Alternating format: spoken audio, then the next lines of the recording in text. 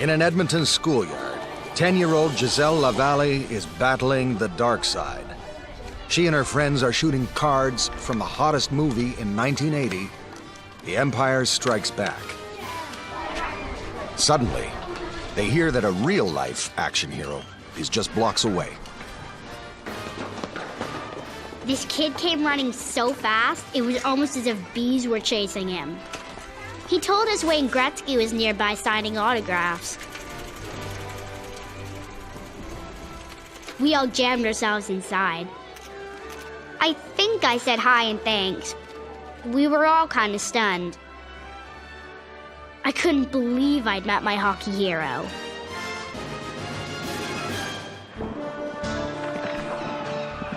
And hockey needs a hero. A game of skill has degenerated into a wrestling match on ice. Canada has lost the Stanley Cup. It's lost the Canada Cup, and hockey has lost its luster. But the 80s will produce an age of heroes. A 12-year-old girl named Justine Blaney will put herself on the firing line to challenge the hockey establishment. Legends will arise as great rivalries once again seize the national imagination. But most of all, it is a resurrection. Not since the mythic times of Maurice Richard and Gordie Howe will there be such celebration. The greatest scoring genius of the game will restore Canada's dreams, only to have them dashed. This is the decade of hope and betrayal.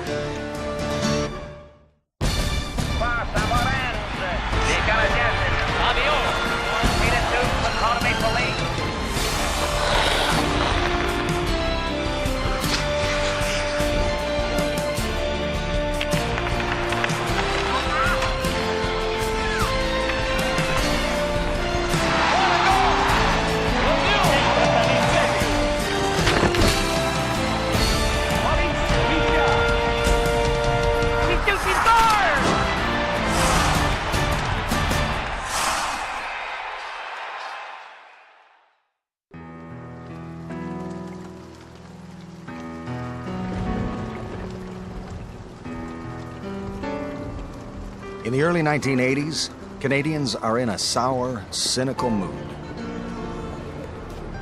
A recession has ravaged the land. Interest rates soar to an unheard of 21%. Auctions are a common sight as thousands of Canadians lose their homes, farms, and businesses.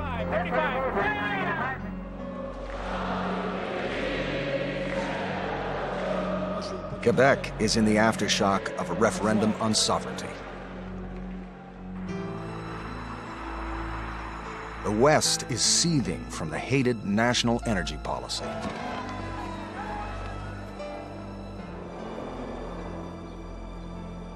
And there is no joy on the rinks of the nation. Out in front of the shot, they score! Larionov got that pass to the defense. In 1981, the Soviets shock fans by winning the Canada Cup. It seems things can't get worse, but they do. At his trucking company in Winnipeg, George Smith watches the loss of the Canada Cup turn into an even bigger national embarrassment. We watched the game here at work, and we saw Alan Eagleson and Pierre Elliott Trudeau present the Soviet captain with the Canada Cup. We thought, well, that's the end of it. Except that the following morning, there were these stories coming out about Eagleson refusing to let the Soviets take the cup home. And I thought, oh, this is one hell of a mess. Canada Cup organizer Alan Eagleson had called in 6 policemen to block the Soviet team from taking the trophy home. This belongs to the federal government. It's not going out of here, period. I think it was a cheap move from Mr. Eagleson not to give them the cup. They won it and they deserved it. You know, they showed in 1981 that they were the best on the ice. In Winnipeg, George Smith decides to teach Alan Eagleson a lesson in sportsmanship. He asks Canadians to donate $1 each to pay for a replica of the cup to present to the Soviets. Everybody wanted to be part of the picture. We ended up with $32,000. That's quite a lot of $1 bills. The letters came from everywhere in Canada. There was even a letter that came from New York City.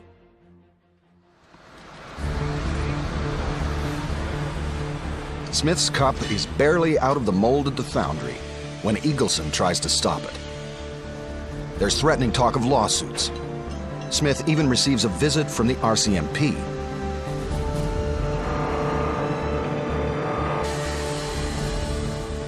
Finally, he calls an old buddy and fellow Manitoban, Governor General Ed Schreier, the official custodian of the Canada Cup.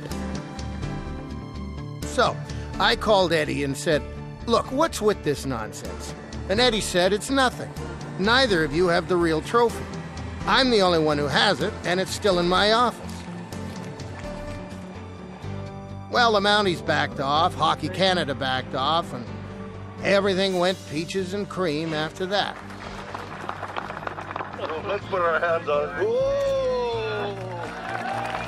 Soviet diplomats accept the newly minted People's Trophy on an autumn afternoon in 1981. They call it a truly noble act by Canadian hockey fans. That gesture is not the only positive salvaged from the Canada Cup loss. To Gretzky. Gretzky coming right. A shot, he scores! Gretzky! Even in defeat, Wayne Gretzky confirms what many already suspect. He is the great hope the country has been waiting for.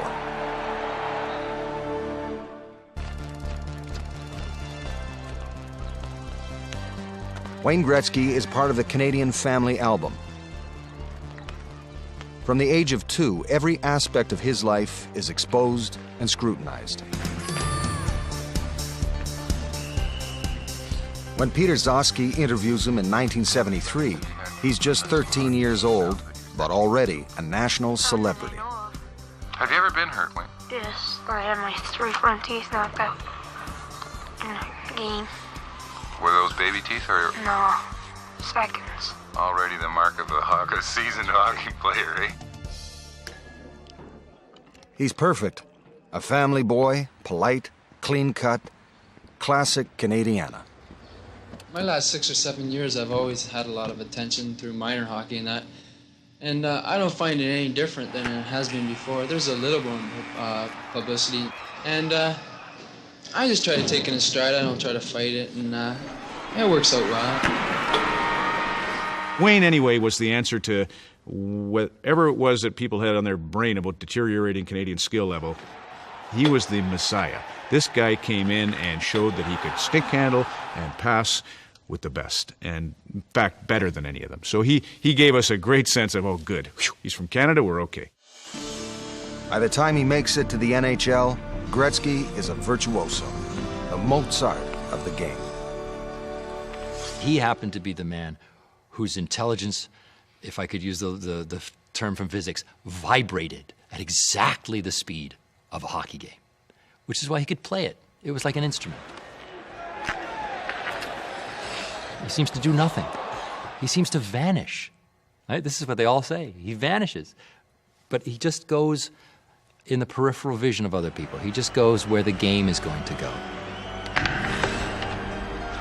Well, watching him from the press box, it reminded me of the old Rudyard Kipling story where a cobra has a guy cornered, and the cobra says, "If you move, I strike, and if you don't move, I strike." And that was Gretzky. You were dead no matter what you did. He's got it to Gretzky. He's got the open net. Gretzky, will he shoot? He does. He scores! He has broken the record. Gretzky has done the unbelievable. Barely out of his teens, Gretzky scores 50 goals in just 39 games, a feat still unsurpassed. He's just 21 when he racks up 200 points in a single season. Richard's records, Esposito's, Orr's, Howe's, all are shattered one after another. Gretzky Gretzky looking, twisting, turning, scoring! Gretzky comes along and has an original way of playing a game that's been around forever. Does things that you're not supposed to be able to do. He's a physically underwhelming guy. He's very ordinary, which is part of the charm is that he's not a Superman. He looks like you and me, sorta. But he had this great original brain. He's a one-off.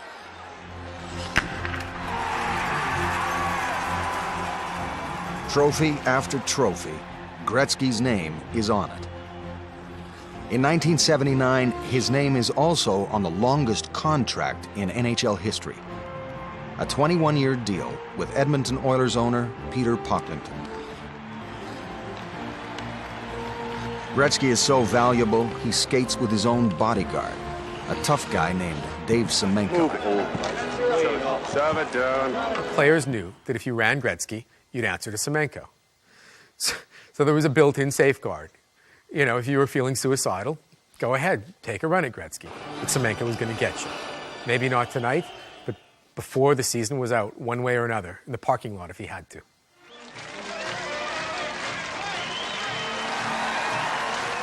Off the ice, Gretzky is mobbed wherever he goes. Hockey's years in the wilderness are over. The national dream has been restored to the faithful.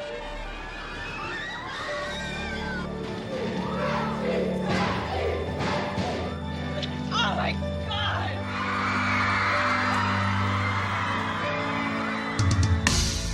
Gretzky is a marketer's dream. His face is everywhere, selling hockey sticks, soft drinks, jeans. In any language, Gretzky spells money.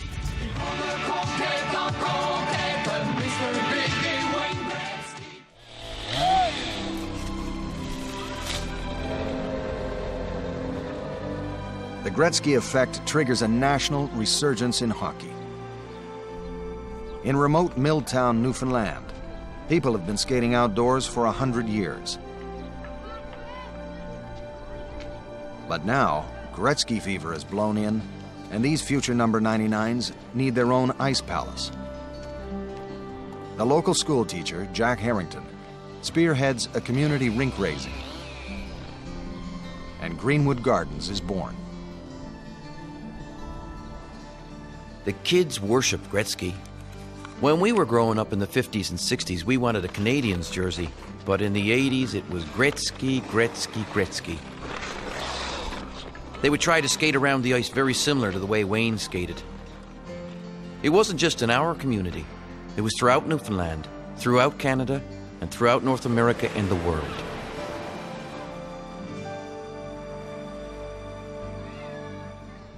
In Giselle Lavalle's world, she need only look out her window to see the Great One's Edmonton apartment. He'll never know it, but he's become a touchstone for her. Life's been turbulent for this young Aboriginal girl. Family difficulties, lots of moves. Since getting his autograph, she's made Wayne Gretzky her inspiration. October 20th.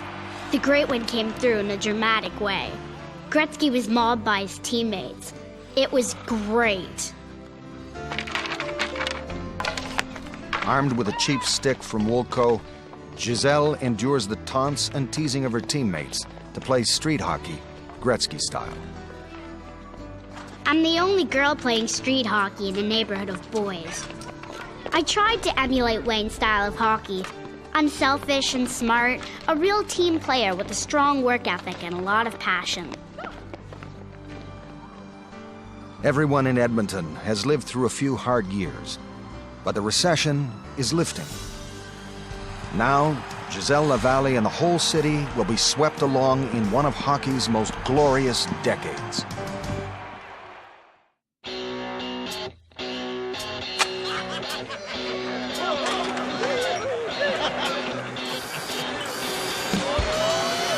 To be a member of the Rascals hockey team, there are two prerequisites. Play hard, party harder.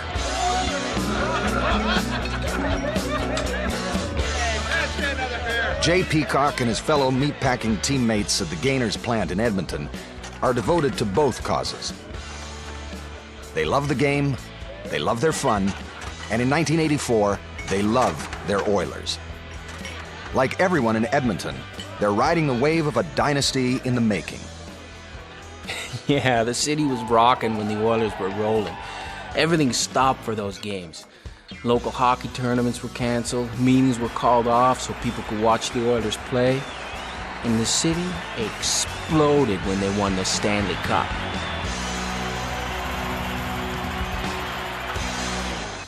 I don't think there's any feeling ever like it. I mean, it was the greatest feeling I've ever had in hockey.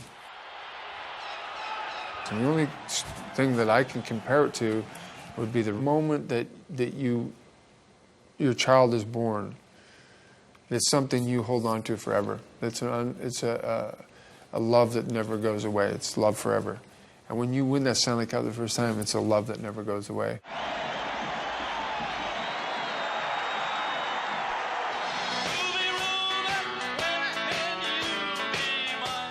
Peacock's boss is the brash millionaire, Peter Pocklington.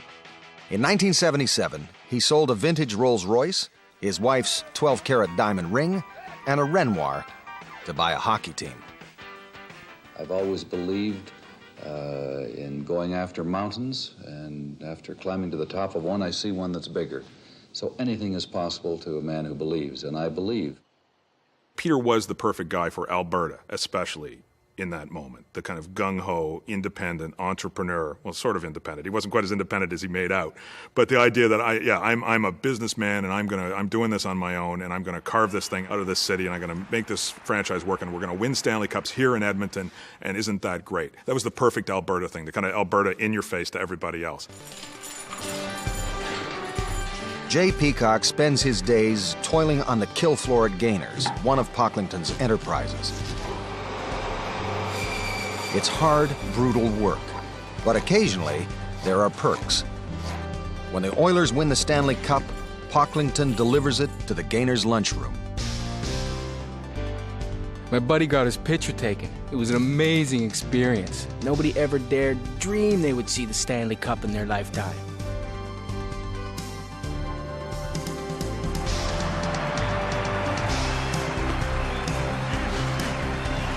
Just 5 years after joining the NHL, the Edmonton Oilers establish themselves as a team for the ages.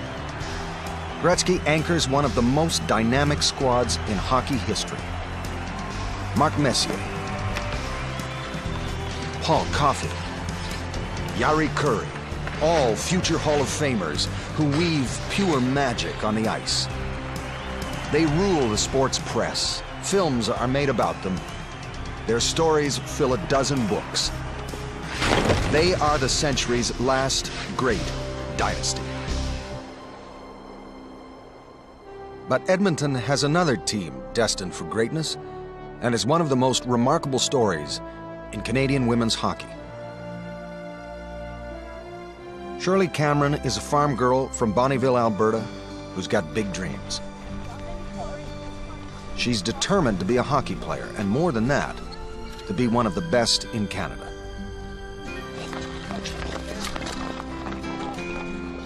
My parents didn't think women's hockey existed, and they thought it was a childish fantasy.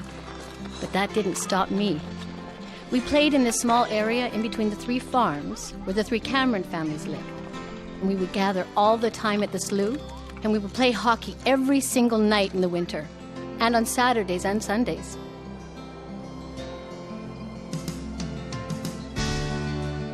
By the time she's 21, she finds that others share the same dream. The women that came out, there was everybody from very young to older ladies. Some had figure skates, some had equipment, some had none.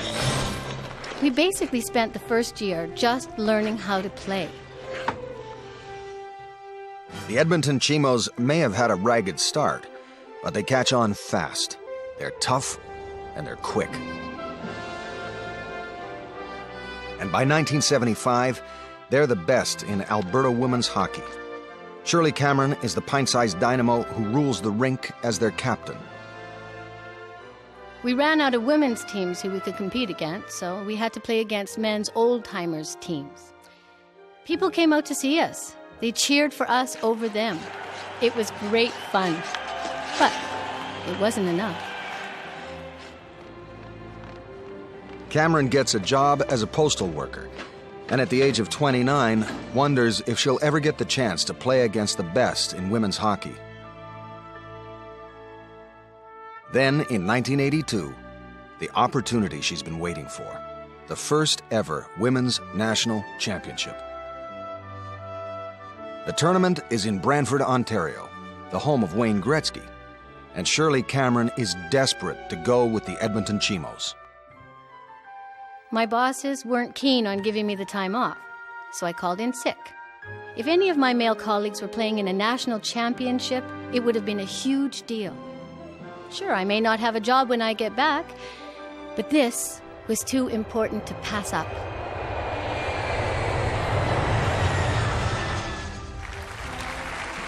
It's history in the making, the birth of national women's hockey in Canada. Shirley Cameron and the Edmonton Chimos make it to the finals. But the day before the big game, a reporter asks her name for a story he's writing. I said to the reporter, "Well, I'll tell you anything you want to know about our team, but please don't write my name." And he asked me why, and I explained to him. And he made a headline out of that in the newspaper the next day. Cameron goes into the championship game knowing hockey may have cost her her job. The Chimos lose to Ontario in overtime. Worse yet, Cameron is suspended by Canada Post.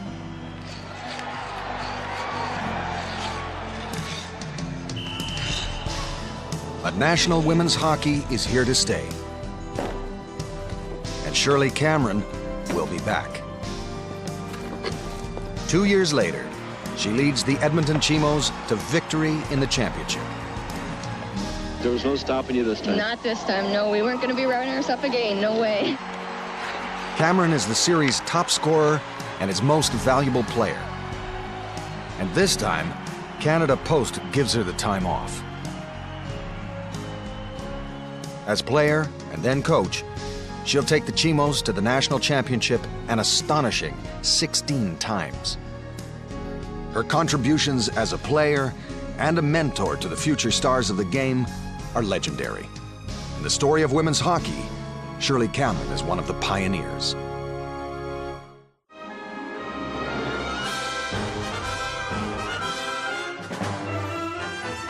In the 1980s, television feasts on hockey.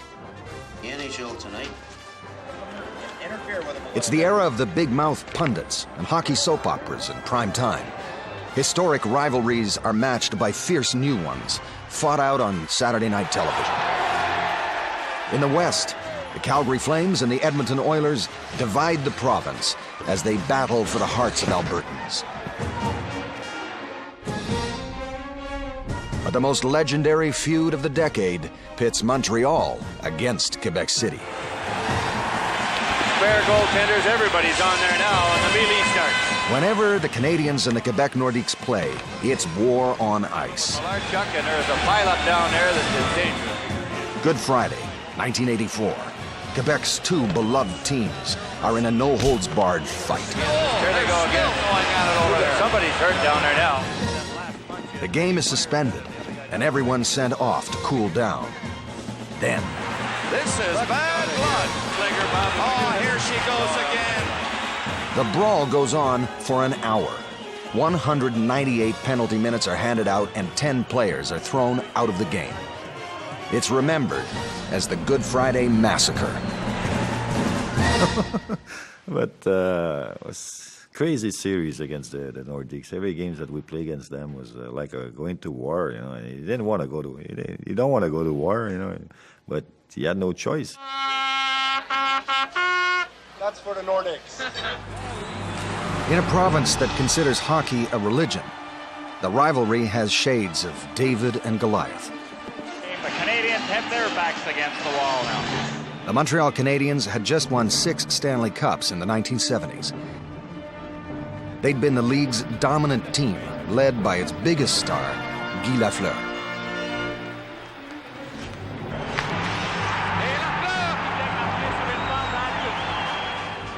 The Quebec Nordiques, by comparison, are mere upstarts, but they're brash and confident, and they seem to embody the new mood in Quebec.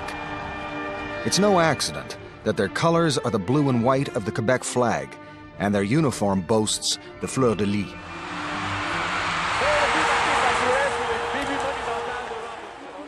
The rivalry becomes as much about politics as it is about hockey. For a lot of the supporters of the Nordiques, that team became embedded not only in terms of sort of vaguely race and culture, but politically with that mission of an independent Quebec, an independent French-speaking team. And so the Montreal Canadiens didn't become fully the English-speaking team, but the other, not completely the other, but sort of the other for a while. Even innocent beer drinkers best choose their brand with care. Molson owns the Canadiens, and O'Keefe owns the Nordiques. Everyone's taking sides, and poor Carl McNeil is stuck in the wrong place at the wrong time. McNeil is no ordinary Montreal Canadiens fan. His home is a shrine to the team both inside and out. The trouble is, McNeil lives in Quebec City, where a Habs sweater is an invitation to fight. There was a lot of tension in my family. My father was a Nordiques fan, so we couldn't talk about hockey. Oh dear God, there was quite a commotion when I said that I wouldn't set foot in the Colisée, that hen house. That wasn't well received. Hockey mania in the province goes from kitchen arguments to living room melodrama. The hottest TV show in Quebec is a soap opera about a Quebec hockey team, which looks suspiciously like the Nordiques. It's written by hard-bitten sports reporter Régent Tremblay, and it has all the ingredients for a hit. Sex, booze, violence. And of course, ice.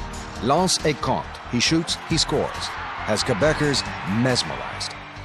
The guys would turn on the TVs in their locker room to follow Lance et compte before jumping on the ice for their garage league. Shopping centers, in order not to lose business, would organize special spots to watch the show. In English Canada, hockey and television produce a different phenomenon. A one-man melodrama with opinions as outrageous as his wardrobe. It's easy for you out there to sit there, isn't this ugly or something? You're not out there getting bashed around. Don Cherry talks hockey with the passion and fire of a Baptist preacher. A journeyman who slogged it out in the minors for years, his NHL playing career started and ended with just one game. As a coach, he was revered and reviled. Cherry took it all in stride. In the 76 NHL awards, when Don Cherry won for Coach of the Year, I mean, imagine the audacity of this guy. He gets up and he says, well, in the history of the Coach of the Year, there have been many winners, many great people have laid claim to this award, but I have to say, none of them more deserving than me. And that's Don, you know, and he's just having fun. And that's hockey. He's so full of that locker room mischief. In the early 1980s, Don Cherry reinvents himself with a little television segment on CBC. Welcome to Coach's Corner. I think you're really going to enjoy this. You're going to wear those tin hats. Whether it's European players or face masks or tough guys, no subject is off limits. He's a mean, tough hockey player. I like him. They're playing like pussies, and nobody's afraid of going in Philadelphia anymore. You've been great tonight. You really have. I know. You want to see the replay? Yeah, let's see it. People look for the outrageousness, look for the acting, kind of laugh at him, and are comforted in the fact that they don't believe the things Don does. But they still watch him. And then I think for other people, and maybe it's the majority, I think Don is a very comforting guy to watch because they do believe what he says, and he's reassuring. Don Cherry and television make a perfect fit. Like hockey, it's part sport, part entertainment. Saturday night will never be quite the same.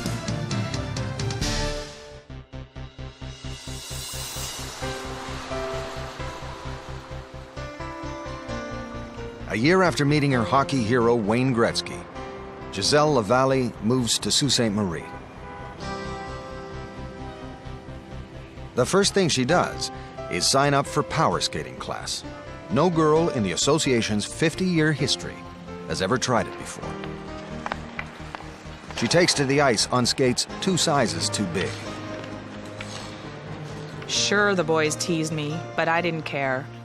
Out of 2 dozen, only 2 of us passed all the tests. My coach asked me what I was going to do, and I replied, play hockey. Giselle's personal battle for hockey equality is mirrored in leagues and rinks around the country. Women are pushing harder than ever to shatter the barriers, and none harder than a young girl from Ontario. Justine Blaney takes ballet, gymnastics, and figure skating lessons. But what she really wants to do is play hockey like her brother. And to improve her game, she wants to play with the boys. When she's told it's forbidden by the league, a frustrated little girl pours out her feelings to the city's newspapers. Tryout time is here again, and I'm going to hear the same words again. Yes, you're good enough. We wish we could use you, but you're a girl. I have important reasons to want to play in the Boys Hockey League. Girls hockey offers only 2 levels of play. The boys have 5. I want to play more games at the highest level of competition. Is there an individual or a group that can help me? Help arrives in the form of the new Charter of Rights and Freedoms. Even the boys support her. But when Justine and her family go to court, they lose the first round. Very upset, and I'm very sorry for my team when they have to look for a new defenseman. Justine goes back to playing with the girls. But things are different now. She's made enemies of some of the most powerful figures in women's hockey. They're afraid that girls' teams will begin to crumble if the best players move to boys' teams. Justine is now a pariah. My teammates wouldn't speak to me. I would be on the bench and coaches would talk about me and how I was ruining women's hockey, not realizing I was right beneath them. And then players wouldn't even sit beside me on the bench. We'd go to tournaments and they would all go out bowling and not take me. It was a very difficult time. I was a very sad teenager. She fight for her spot. She fight for the place that she wanted to have as a hockey player at the level of hockey that she was able to play. And by doing that, of course, I mean, you get out of a lot of people's comfort zone, and most people are afraid to get out of their comfort zone. Her troubles continue at school. Rumors start to circulate. Every one of my friends were seeing me on TV, and all of a sudden they're saying, "Who do you think you are? You're some kind of hotshot." I was told I was gay, I was sleeping my way to the top, I'd never get married, and I'd never have kids. Despite the hate mail, despite the threats, Justine sticks to her guns. And when her case is heard in the Supreme Court, Canada's top judges rule in her favor. But it will take another year and a half before the Ontario Hockey Association finally caves in. Even then, Justine faces one final hurdle. She wins this case eventually in '87, and she phones the coach, "Hey, good news, I'm in." He says, "No, sorry, we filled the last card last night." And she told the story to her brother, and brother phones the coach and says, "Well, listen, you saying that you signed a guy last night, but if there was another card available, would you sign Justine?" "Oh, of course, if we'd had another card, sure." She says, "Well, I'm quitting." And so the coach had to put Justine in. In January 1988, 3 years after starting her legal battle, Justine finally laces up with the boys. But in a teen's life, 3 years might as well be 30. The tougher, faster boys' game has passed her by, and Justine soon quits the team. But she will continue to play and to inspire. When little girls today come up to me and say, "You know what? I'm playing boys hockey. Thanks." That really makes a difference. It helps lighten those years of discomfort.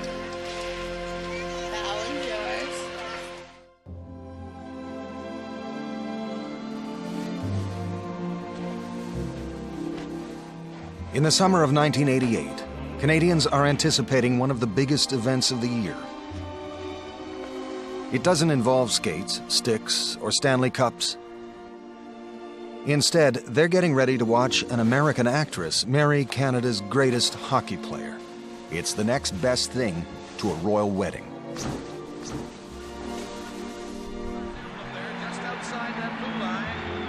That spring, the Edmonton Oilers had won their 4th Stanley Cup.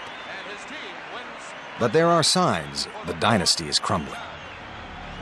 Players are disgruntled. Some want to be traded. Even Wayne Gretzky is hearing rumors. Rumors fueled by the growing financial woes of Peter Pocklington.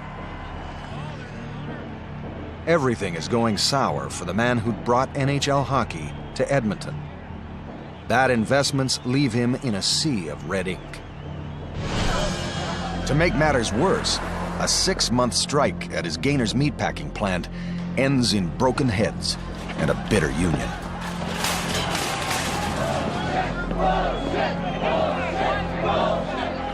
For meatpackers like Jay Peacock, Pocklington's promises have gone rancid. I got arrested 4 times. 3 times the first day and once on the second.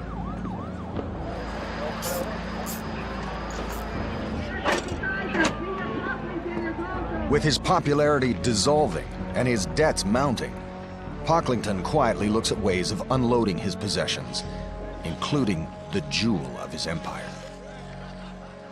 We just won the Stanley Cup, and I got people saying to me, you know, you might be traded. So you get defensive, you know. And so that's what it really came down to. Peter and I came to a business disagreement mid-July probably.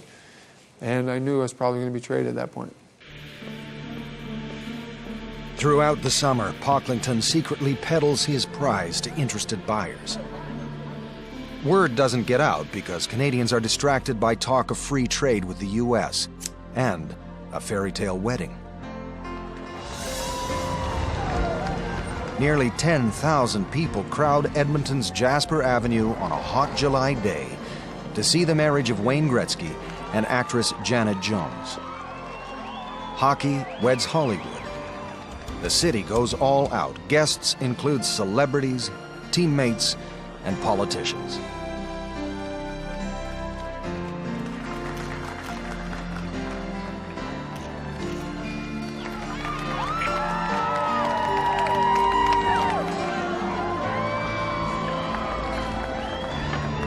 Behind the smiles, however, a tense drama is unfolding. Knowing his days in Edmonton are numbered, Gretzky's only play is to decide where he goes. On August 9th, 1988, the country is stunned by the news. Your move to LA will not only be a tremendous boost to hockey in that city, but in the entire United States. But as I said, there comes a time when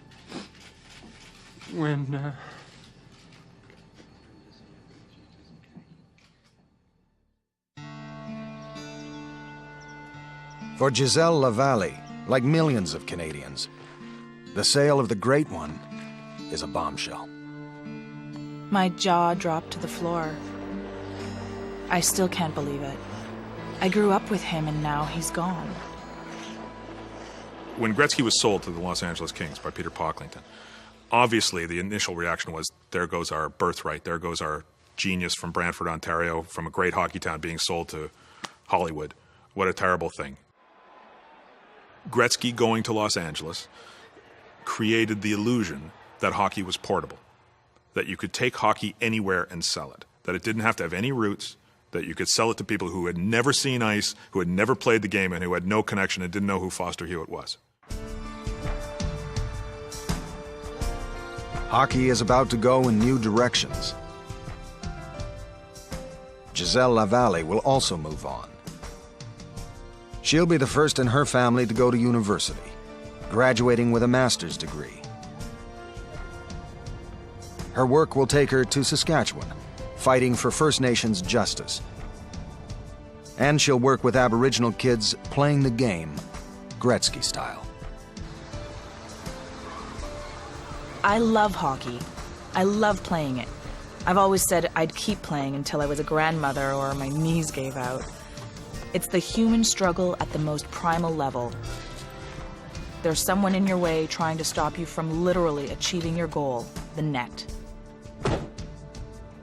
That sense of determination to overcome those who stand in your way, that became my template in life. That determination pays off one more time.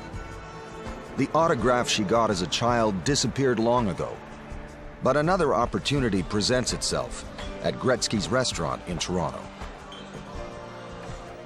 I got excited because I saw he was there. His people tried to cut off the lineup for autographs a couple of times, but I didn't move, and neither did the others ahead of me. Moments later, she is face to face with her hero. He signs the hat she has in her hands. Then, like an apparition, he is gone.